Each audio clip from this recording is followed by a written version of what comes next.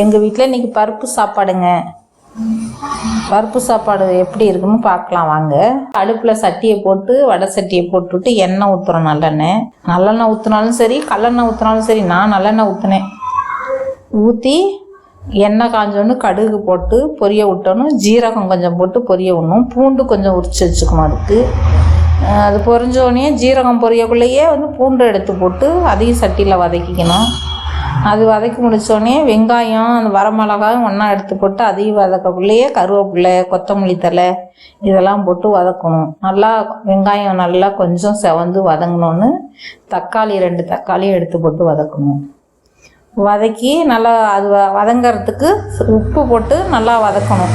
அது சாப்பாட்டுக்கு தேவையான உப்பு ஒரே டைமாக போட்டு நல்லா வதக்கி அதில் கொஞ்சம் மஞ்சத்தூள், கொஞ்சம் மிளகாத்தூள் கொஞ்சம் தேவைன்னா போட்டுக்கலாம். இல்லைன்னா வரமிளகாவே போட்டுக்கிட்டு சாப்பிட்டுக்கலாம். காரம் நமக்கு அதிகம் தேவைன்னா தான் வரமிளகாத்தூள் கொஞ்சமாக போட்டு எல்லாம் ஒன்றா போட்டு வதக்கி விட்டு தோல் வதங்க விட்டு நல்லா தக்காளி கொஞ்சம் வதங்கணும். நல்லா வதங்கினோன்னு 1 டம்ளர் அரிசி ஊற வச்சுருக்கேன், 1/2 டம்ளர் பருப்பு ஊற வச்சுருக்கேன். ரெண்டையும் ஒன்றா ஊற வச்சு 1 டம்ளர் அரிசிக்கு 2 டம்ளர் தண்ணினா 1 டம்ளர் எக்ஸ்ட்ரா 3 டம்ளர் வச்சுக்கணும். அது கொஞ்சம் சாப்பாடு குழவா இருந்தால் நல்லாயிருக்கும். அதனால் அதை வச்சு விட்டு இதை வதக்கினது அதில் எடுத்து கொட்டி நல்லா கரண்டியில் கிண்டி விட்டு குக்கரில் மூடியை போட்டு வச்சிட்டோம். 4 விசில் விட்டால் போதும். 4 விசில் இல்லை 5 விசில் கூட கொஞ்சம் நல்லாயிருக்கும். கொத்தமல்லி தலையெல்லாம் போட்டதுக்கு அந்த சாப்பாடு விசில் வரக்குள்ளே மணமாக இருக்கும். அது மணமாக இருக்கும். அதனால அப்படி செஞ்சு 5 விசில் விட்டு வச்சுருக்கேன். அதுக்கு தொட்டுக்கிறதுக்கு முட்டை 2, வெங்காயம்லாம் போடாமல் முட்டை எங்கள் பொண்ணுக்கு பிடிக்கும்.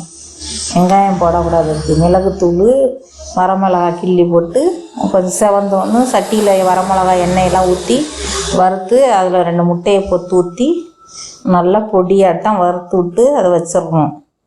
இன்றைக்கி தொட்டுக்கிறதுக்கு எங்கள் பொண்ணுக்கு அது. நான் இப்போ தான் இட்லிக்கு ஊற வச்சு அரைச்சிட்டு வந்துருக்கேன் மிஷினில் போய். நாளைக்கு ஞாயிற்றுக்கிழமையில லீவில் இருப்போமா, பிள்ளைங்களாம் லீவில் இருப்பாங்க. அதனால் நாளைக்கு காலைல இட்லி, மத்தியானம் மீன் எடுத்துகிட்டு வந்து மீன் ரோஸ்ட்டு போட்டு சிக்கன் வாங்கி கிரேவி பண்ணி மத்தியானத்துக்கு சாப்பாடு, நைட்டுக்கு தோசை. நாளைக்கு நீங்களும் வாங்க சாப்பிட. மறக்காமல் இதை பார்த்துட்டு உங்களுக்கு பிடிச்சிருந்ததுன்னா மறக்காமல் சப்ஸ்கிரைப் பண்ணுங்கள், லைக் போடுங்க.